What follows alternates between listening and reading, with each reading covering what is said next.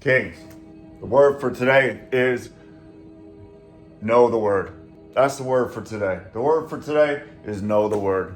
I'm talking like the word, the whole thing, not memorized, that we have read it enough times, front to back. I mean, front to back.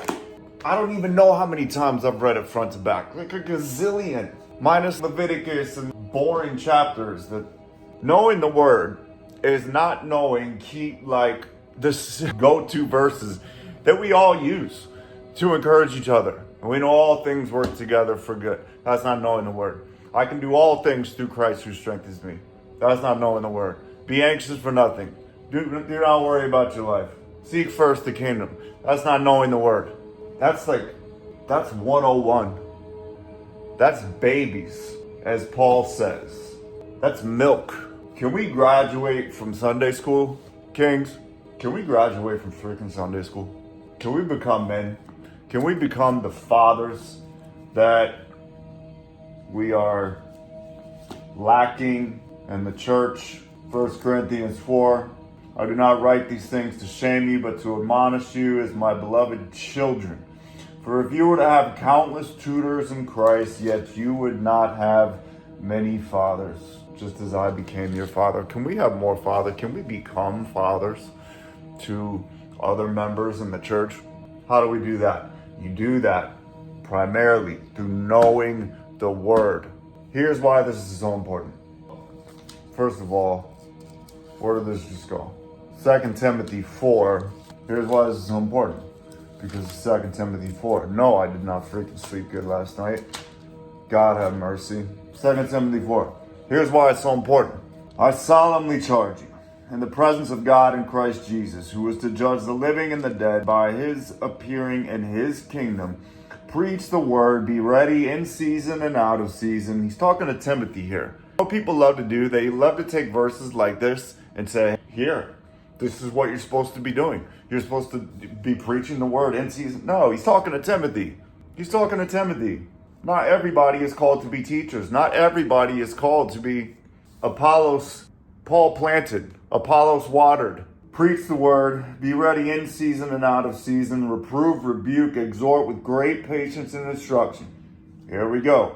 For the time will come when they will not endure sound doctrine.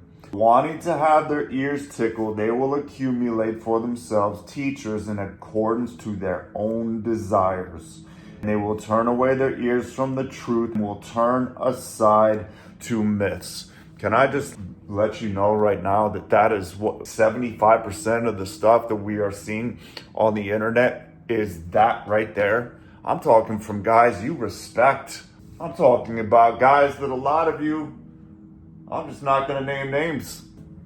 I'm not you guys. I'm talking the guys that we're listening to online. People are hanging on their every word.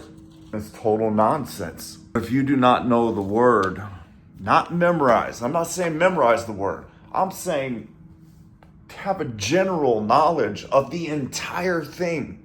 I don't have 1 Corinthians 14 memorized.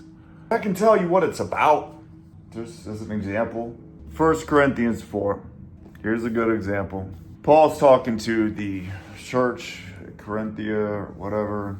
In us, you might learn not to exceed what is written, in order that no one of you might become arrogant in behalf of one against the other. If you hear people talking about things that you do not see written clearly in the Word of God, you can just know that they got that from somebody that just made it up out of nothing.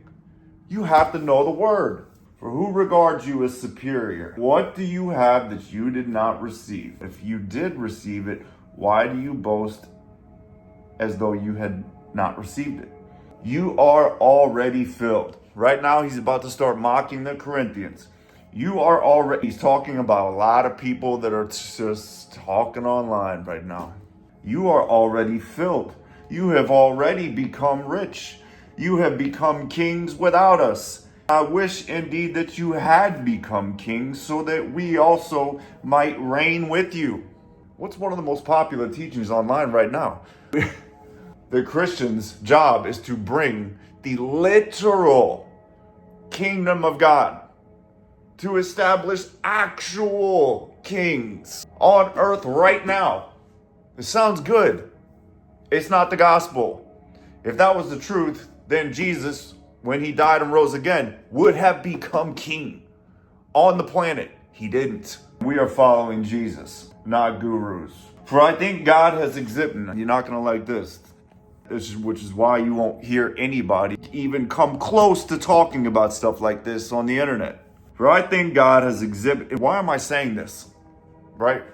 People talking on the internet. Because as John Eldredge says, we have become disciples of the internet. How many of you have a spiritual father, a mentor that you've been meeting with your entire life to learn the word, right? To learn how this world really operates. Not on some sort of conspiratorial level, although that is interesting. It's got to be balanced. For I think God has exhibited us as apostles last of all, as men condemned to death because we have become a spectacle to the world. As kings? Nope. We are fools for Christ's sake. He's mocking the Corinthians again, not mocking. We are fools. You are prudent in Christ. We are weak. You are strong. You are distinguished. We are without honor. To this present hour, we are both hungry and thirsty.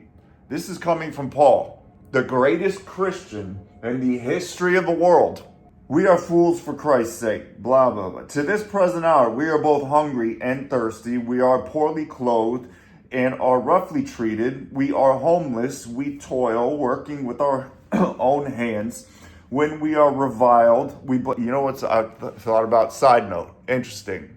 I'm going to go Ken on you. Pastor Ken, think about this one. Because you were talking about the veil being torn in two. I'm not sure how much this relates to that. I had this revelation that Paul was a tent maker. His occupation was a tent maker. Isn't that interesting? The tent of the tabernacle. Our bodies are referred to as tents. I could go deeper into that. Let's not do that. I'm probably going to delete that. When we are reviled, we bless. When we are persecuted, we endure. When we are slandered, we try to conciliate. We have become the scum of the world. This would make a great post. We have become the scum of the world, the dregs of all things, even until now. I do not write these things to shame you, but to admonish you as my beloved children. Blah, blah, blah, blah. Here we go. I exhort you, therefore, be imitators of me. Be imitators of me. What does it look like to be a Christian in this world? A real one. If you don't know the word, your answer to that question is going to be way off. You're going to be expecting things of God that you are never going to get from God. You are going to be expecting things in your life that simply are not in line with reality. You are going to get frustrated. If you go long enough like that, you will fall away. At the very least, you will be disenchanted with God. Nothing will make sense. You will feel bad about yourself because the success and kingdom that has been promised you is not here. So what am I doing wrong? Man, that hasn't been promised to you. Sorry, I hate to break it to you. That's not what this life is. I love you.